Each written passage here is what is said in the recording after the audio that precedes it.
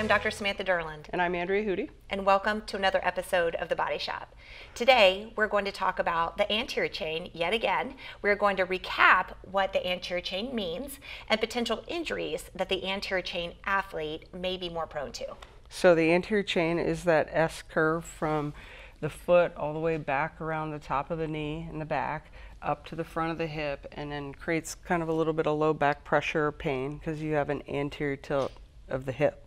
So injuries that are common with a lot of now again, these are common injuries. Statistically they show. That doesn't mean they can't get hurt other places, but the foot is the most common injured body part in humans. So when you create that stiffness and tightness in the foot and your foot can't move very well, things get really tight, and that's where things tend to are compromised, like whether it's a stress fracture, navicular or Jones fracture.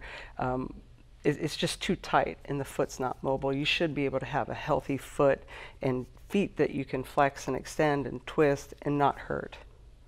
Fourth generation of the foot is very important. Yeah, you can play with a broken hand. You can't play with a broken foot. No. And then they tend to get really tight around the calf again. So there's Achilles is a really big issue with those people because they tend to, rely on that, but it gets too tight and too immobile and too stiff, and then things tend to break down with that. Also ACL risk because you're too tight when you land, like you can't flex, so things twist, and that's when you can get an ACL tear.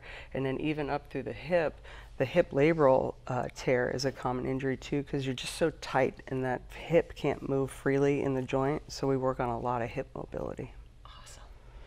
So thank you for joining us for yet another amazing episode of The Body Shop, and I'm Dr. Samantha Derland. I'm Andrea Hootie. And you guys have a great day and tune in to us next time.